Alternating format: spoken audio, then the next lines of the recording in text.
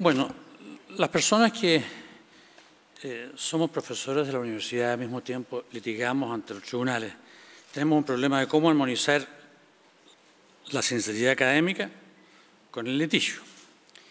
Y yo no he encontrado ninguna otra forma que decir que ninguna de las cosas en que yo voy a expresar, ninguna de ellas creo, sino que todo lo contrario.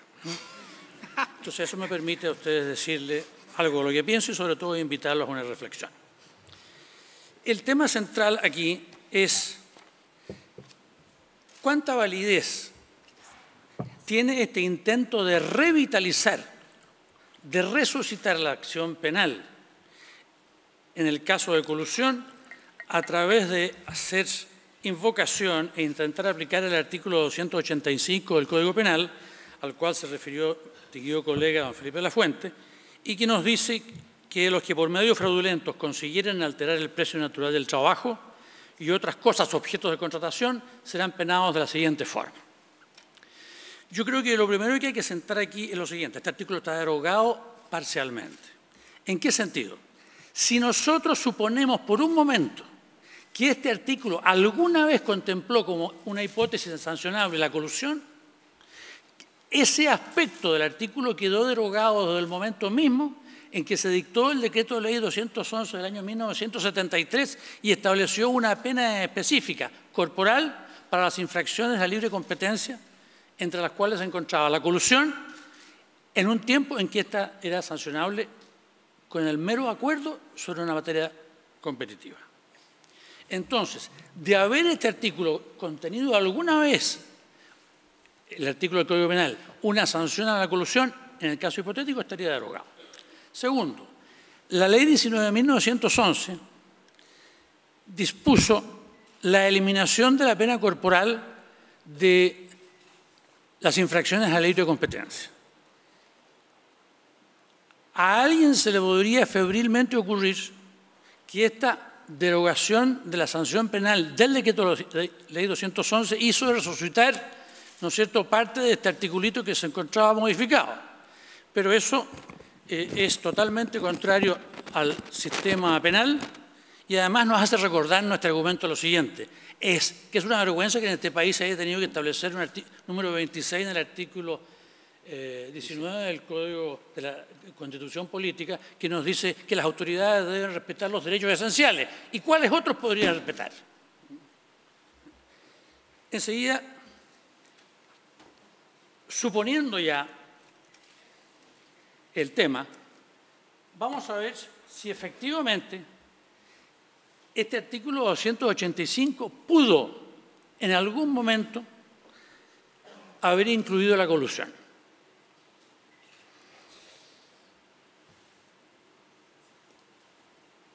Se ha hecho una exposición aquí de la historia fidedigna del establecimiento de este artículo, con la cual yo no concuerdo, en el sentido de que no me da una conclusión suficientemente clara respecto de su resultado.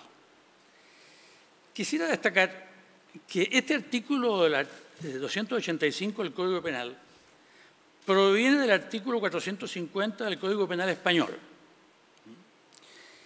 Y hay entre ellos diferencias fundamentales. El artículo pertinente del Código Penal español decía los que por noticias falsas u otros artificios consiguieran alterar el precio natural de las cosas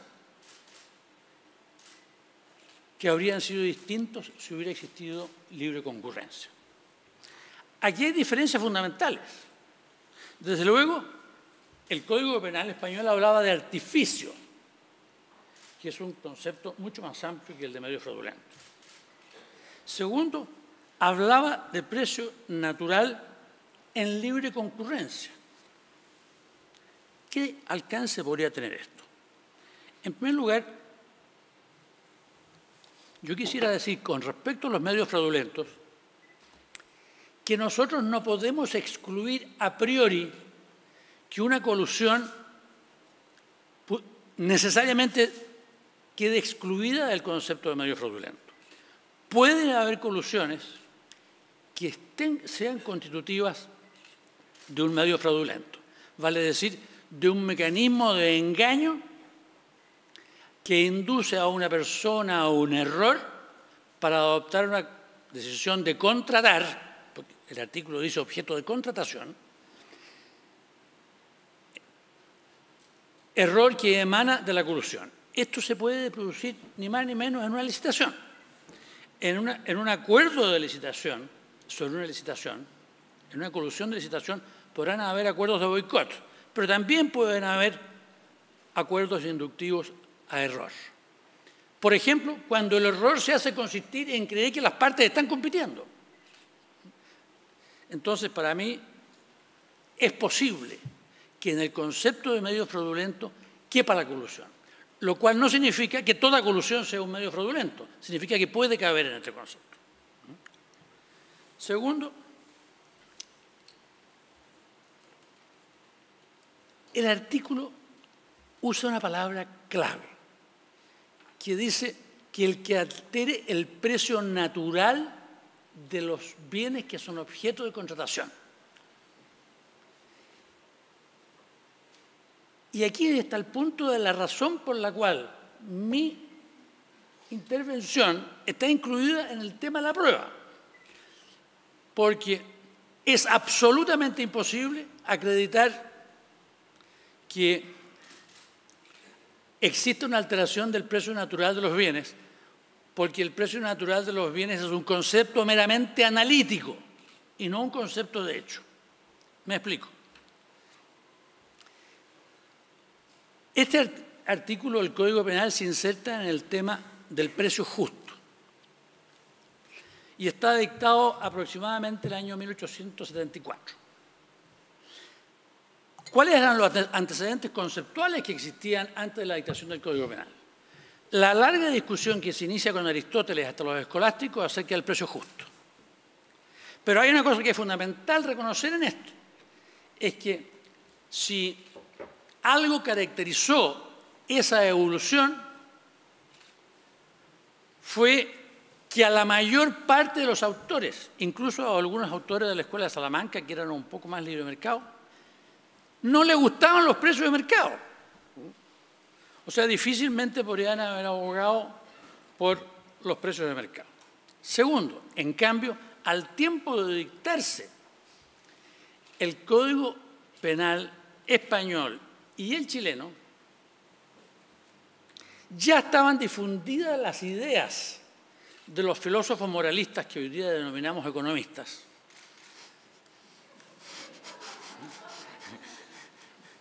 No se olviden ustedes, hay un libro que se llama Los economistas como predicadores. Bueno, estaban en boga las ideas de Adam Smith, las ideas de David Ricardo y las ideas de John Stuart Mill. Y estas personas fueron las que crearon el concepto de precio natural. Y ellos hacían una distinción entre el precio de mercado y el precio natural. Para ellos el precio natural era la sumatoria de los costos de los factores de producción, trabajo, renta de la tierra, renta del capital y después, posteriormente, se agregó utilidad del empresario. Pero nunca afirmaron que este precio fuese observable en el mercado. Era una categoría de análisis para decir que en libre concurrencia, en el largo plazo, el precio de mercado tendería a aproximarse al costo de los factores de la producción. Era un costo de largo plazo. Vale decir, no era un costo, no era un precio observable por el juez. Por lo tanto, nunca podría ser susceptible de prueba. No es extraño entonces que cuando se discutió este tema por primera vez en el año 1929, las personas imputadas de este delito fueron declaradas exentas de responsabilidad penal porque no se pudo probar el precio natural. Entonces, por eso es que la exposición se inserta en el campo de la prueba, porque el tribunal debería poner como hecho sustancial y pertinente el precio natural de los bienes antes de la colusión y el precio natural después de la colusión. Y eso es absolutamente imposible porque técnicamente el precio natural es uno que hay que comparar una vez que haya transcurrido el plazo necesario para calificar en que la libre concurrencia habría hecho coincidir en el futuro el precio de los factores, el costo de los factores de producción y además el precio de mercado. Pero todo esto, le quiero aclarar lo siguiente, es producto de una confusión aún mayor. Porque a estos autores que definieron el precio natural de esta manera se le olvidó que el costo de los factores de producción a su turno son un precio. De tal manera que este raciocinio termina siendo un raciocinio circular en que dice que los precios naturales son los precios. Aclarado esto, les quiero decir que no pudo el legislador del Código Penal prescindir de una cosa que ya estaba en el Código Civil y en el Código de Comercio, que era el reconocimiento de que habían precios de corto plazo, observables, tanto así que en todas las transacciones de bienes muebles, si las partes no se ponen de acuerdo en el precio y se ha procedido a la entrega de los bienes, el precio que rige de acuerdo a esas disposiciones es el precio corriente en plaza, vale decir, el precio observable. Entonces, lo interesante de esto es que la palabra precio corriente en plaza ya aparece en los comentaristas del Código de Comercio Español de 1829, que fue tenido en cuenta al elaborarse el Código Penal Español del año 1848 y 1850. Enseguida, yo no estoy de acuerdo con el argumento de mi colega Felipe de la Fuente, en el sentido de que las actas de elaboración del Código dirían lo contrario. La circunstancia que se haya eliminado la palabra coligación en las actas no significa que se haya excluido la colusión, porque la palabra medios fraudulentos puede ser más amplia que, en ciertos casos, que la coaligación. ¿Puede la colusión ser un mecanismo de inducción a error? De tal manera que al usarse la palabra medios fraudulentos, se puede haber utilizado una palabra que fuera comprensiva de la colusión, por lo menos de ciertos eventos de colusión. Ahora bien, tan claro es esto, que hay diversas disposiciones del Código de la legislación chilena que hacen mención a la alteración de precios fraudulentos, pero que no están en el Código Penal.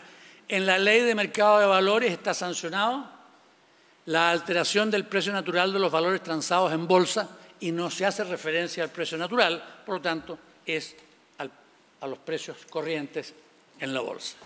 Entonces, de esta manera, a mi juicio, sería absolutamente imposible que se llegara a aprobar la alteración del precio natural, que es una categoría analítica, porque la ciencia devino a partir de ese momento era una ciencia probablemente de este carácter. Muchas gracias.